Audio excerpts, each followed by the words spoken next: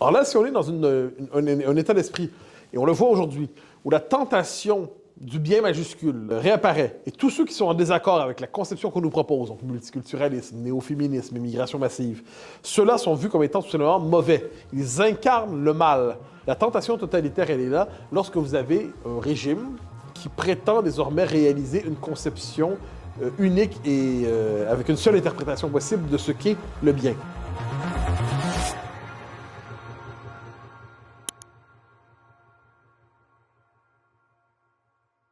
Bonjour Mathieu Bocoté. Bonjour. Merci beaucoup d'avoir accepté de répondre à nos questions. Alors vous sortez un dernier bouquin, un nouveau livre plutôt, Le totalitarisme sans le goulag. Question simple, quelle est la thèse de cet ouvrage?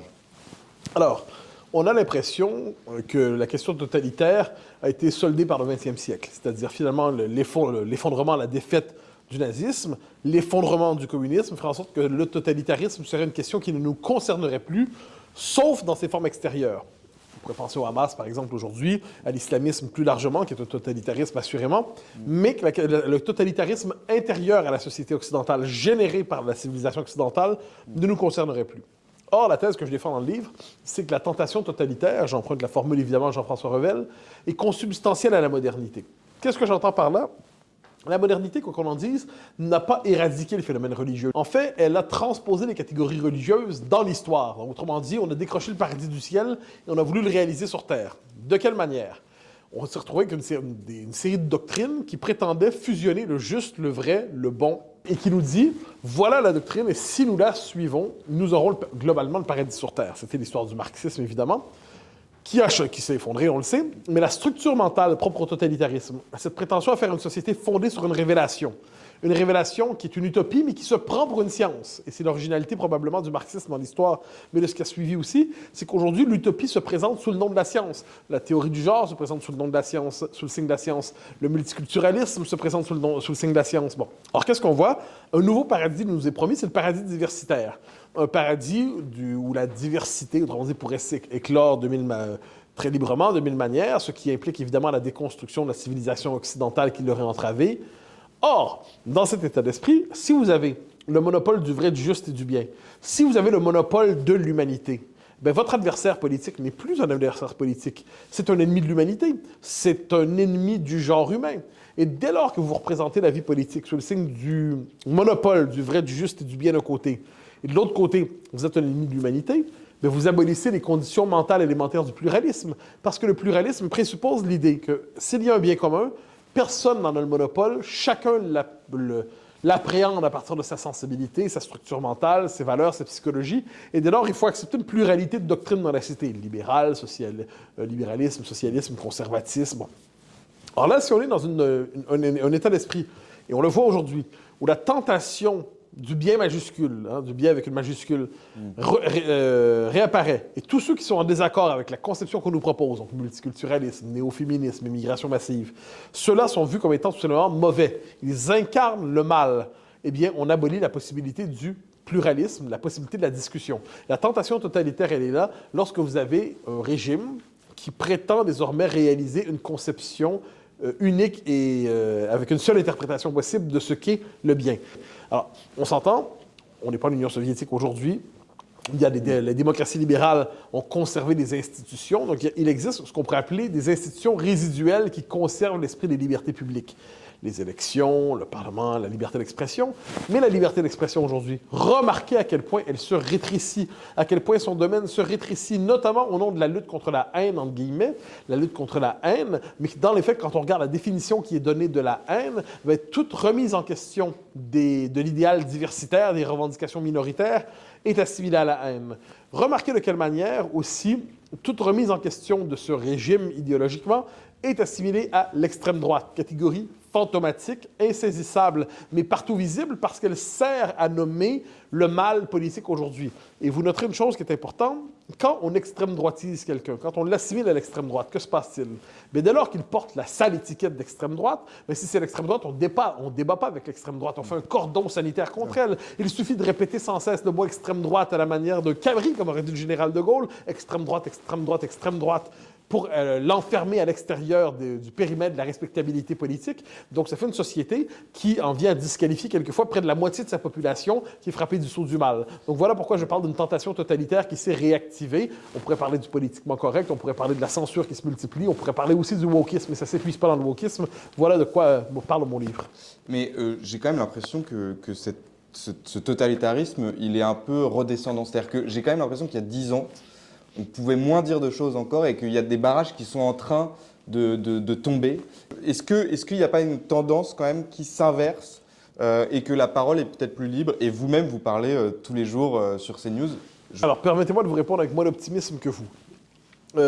En France, en 2022 ou 2023, enfin là, je me rappelle le moment exact, on se souvient d'une ministre de la Culture, si je ne me trompe pas, qui envisageait publiquement la fermeture d'une chaîne télé. Pourquoi? Parce qu'elle était en désaccord avec la ligne éditoriale qu'elle prêtait à cette chaîne télévisée. Si, dans un pays, je vous dis, il y a une chaîne de télévision qu'on menace de fermeture parce qu'on la soupçonne de ne pas reprendre exactement le discours gouvernemental, vous me direz, vous me parlez du Kazakhstan?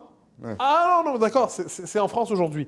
Donc c'est quand même un enjeu. Ensuite, la multiplication des lois sur la haine. C'est quand même fondamental. L'assimilation dans les grandes plateformes, notamment les GAFAM, comme on dit.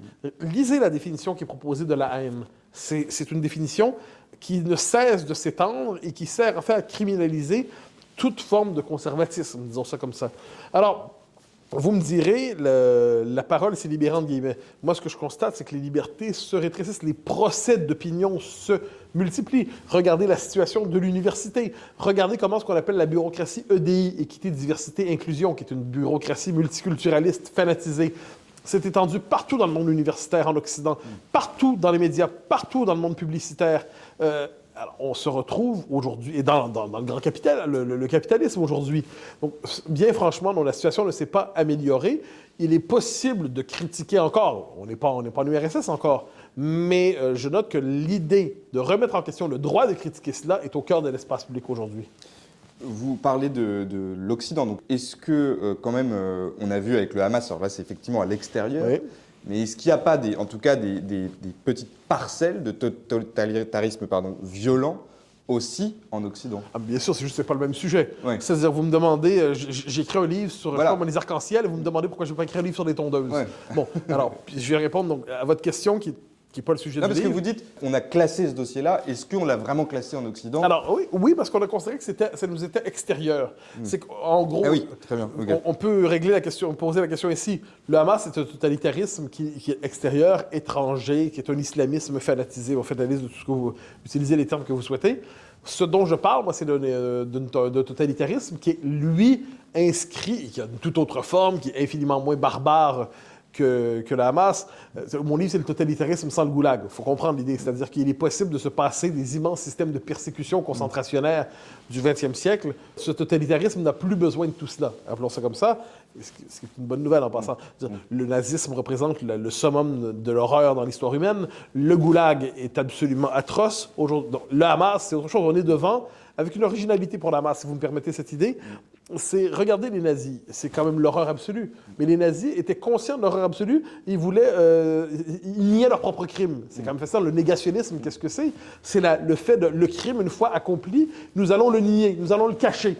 Mais le Hamas et l'État islamique, auparavant, l'affiche, c'est une pédagogie de l'horreur revendiquée. Alors, on s'entend, moi, je ne fais pas une hiérarchie de l'horreur. Je dis simplement qu'on est aujourd'hui, un stade a été franchi du point de vue de la conscience humaine. Ouais. Bon, je reprends juste pour que la distinction soit claire. Il y a un totalitarisme au XXe siècle, le totalitarisme nazi qui a représenté le summum de la barbarie dans l'histoire humaine. Il y a le totalitarisme communiste qui s'est effondré. Le totalitarisme nazi, nous en avons retenu une leçon. Le monde occidental sait désormais l'horreur absolue du fanatisme racial. Nous le savons. De l'autre côté, nous n'avons pas retenu, je crois, toutes les leçons de l'expérience soviétique, et ce qui fait que ce qui l'a alimenté nous alimente encore aujourd'hui. La question du Hamas est une question distincte, donc c'est pour ça que je fais les distinctions, j'évite de tout mettre dans une même catégorie. Très bien, très clair. Vous parlez de la radicalisation de l'extrême centre. Que voulez-vous dire? Alors, ce qui m'amuse à travers ça, c'est qu'on se retrouve avec des élites occidentales aujourd'hui. On peut penser Justin Trudeau, Sadiq Khan en Grande-Bretagne, bien franchement, Mme von der Leyen et l'ensemble du personnel de la Commission européenne, qui sont persuadés que le principal enjeu aujourd'hui, la principale menace à la démocratie, c'est le peuple. Donc on se retrouve devant des élites mondialisées qui se replient dans les institutions de la démocratie libérale, qui les privatisent en quelque sorte en disant « ce sont les nôtres ». Et le principal danger pour notre vision de la démocratie. C'est le peuple qui est accusé d'être factieux parce qu'il ne respecterait plus la vision qu'on a aujourd'hui de la démocratie libérale, assimilée à l'état de droit, assimilée au gouvernement des juges. Donc là, on est dans une forme de basculement sémantique. Et je le note au moment de la présidentielle française début 2022, rappelez-vous, il y a un moment où il y a 3 candidats, Zemmour, Le Pen et Mélenchon, qui font environ 45% du vote selon les sondages. On se dit, ils ne pourront pas se présenter à cause des signatures. Ils n'ont pas leur signature. Il y a une bonne partie du commentariat dit c'est une très bonne chose, ce sont des candidats anti-républicains.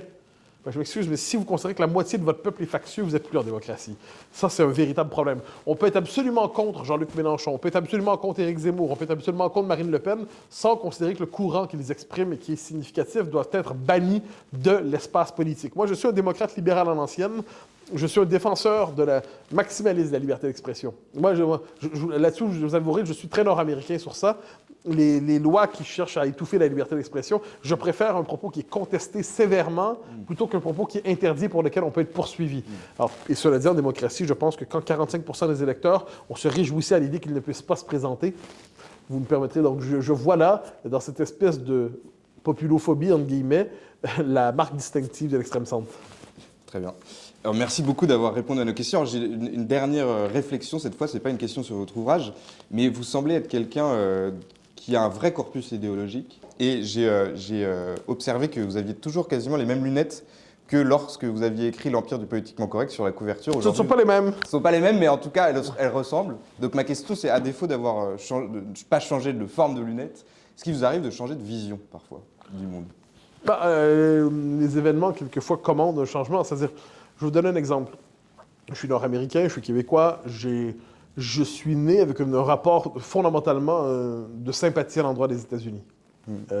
J'étais sur la mode un peu Michel Sardou. Hein. Si les Ricains n'étaient pas là, on serait tous en Germanie à raconter je ne sais quoi, à saluer je ne sais qui. Donc Et mon rapport intellectuel avec les États-Unis a changé profondément au fil des années 2000. En fait, l'invasion de l'Irak, pour moi, était un moment de bascule.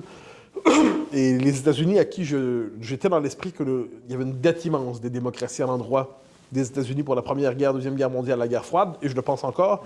Après coup, j'ai cessé de voir les États-Unis comme une puissance fondamentalement positive dans le monde. J'y ai vu une puissance de plus en plus dangereuse qui a pris le relais du flambeau révolutionnaire de l'URSS pour le porter désormais aux États-Unis. Ça ne se réduit pas à ça, évidemment. Et aujourd'hui, avec le délire woke américain, je suis devenu beaucoup plus sévère à l'endroit des États-Unis que je ne l'étais auparavant. Ça, on pourrait dire ça. C'est un exemple d'évolution. Je pourrais probablement vous en trouver d'autres, mais ça, c'est un moment une question sur laquelle j'ai changé d'idée véritablement. Très bien. Merci beaucoup.